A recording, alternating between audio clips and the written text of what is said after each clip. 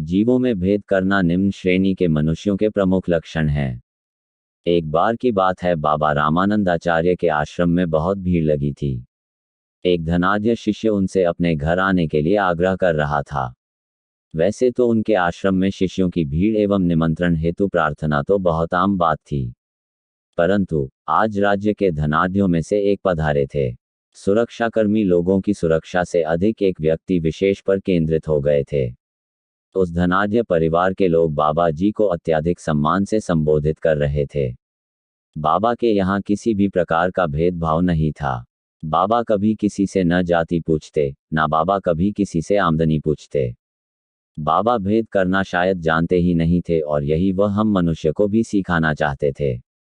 उन धनाढ्य शिष्य को आए देख बाबा ने लोगों के बीच असहजता को अनुभव किया, परंतु धनाढ्य शिष्य भी तो आखिर शिष्य था। बाबा केवल उससे इसलिए भेदभाव नहीं कर सकते थे क्योंकि वह धनवान था। उसके आग्रह को मानते हुए बाबा ने उसके निमंत्रण को स्वीकार किया। निमंत्रण की स्वीकृति के अनुसार बाबा उस धनाढ्य व्यापारी के घर पधारे। वहां उन्हें अद्वितीय आदर सत्कार मिला।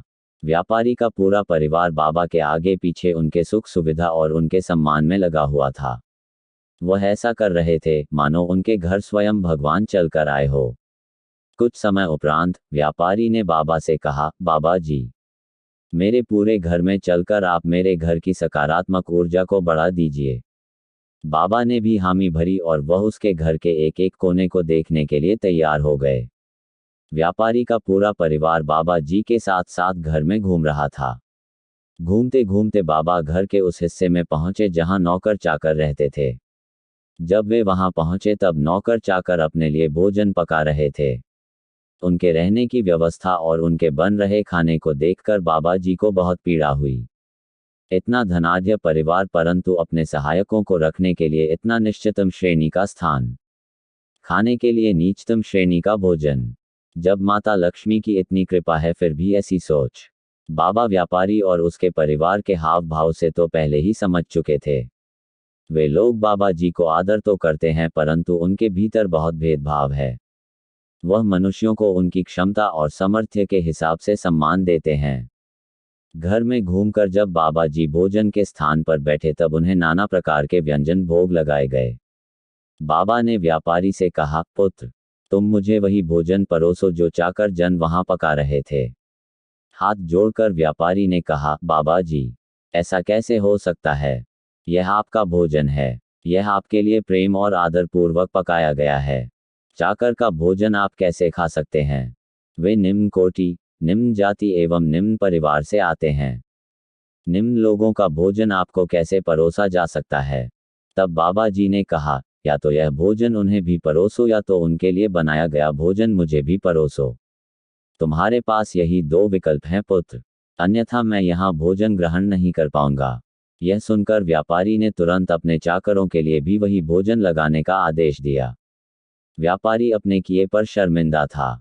वह समझ चुका था कि जब बाबा जैसे श्रेष्ठ जन भी उन्हें निम्न नहीं समझते जिन्हें समाज निम्न समझता है, इसका अर्थ है कि वह लोग निम्न नहीं है। वह पिछड़े हैं, गरीब हैं, इसलिए उन्हें निम्न समझा जाता है। बाबा ने व्यापारी से कहा, पुत्र, ईश्वर ने अमीर और गरीब को, काले और गोरे को, पढ़े लिखे और अनपढ़ को कभी भेद से नहीं देखते। ईश्वर ने सबके लिए बराबर सूर्य और बराबर बादल बनाए। प्रकृति में ईश्वर ने सब कुछ सबके लिए बराबर बनाया है। सब परमात्मा के अंश हैं। बाबा ने आगे कहा, जो भी विभाजन हम देख पाते हैं वह मनुष्य के द्वारा निर्मित है। हम सब, मानव हों, पशु हों या पक्षी हों, सबके लिए ईश्वर ने बराबर प्रकृति का निर्माण किया है। उसने हमें एक जीव मात्र बनाया है। जीवों में भेद करना ईश्वर से भेद करने के बराबर है। तुम कितने भी पुण्य कर्म कांड कर लो, स्वच्छता से रहो, परंतु यदि मन में भेदभाव का मैल हो, कर्मों में भेदभाव का पाप हो, तो ईश्वर से मिलन लगभग असंभव हो जाता है। जीवों में भेद जानकर आप उनसे जितनी दूरी बनाते हैं, ईश्वर से भी आप उतने ही दूर हो जाते हैं।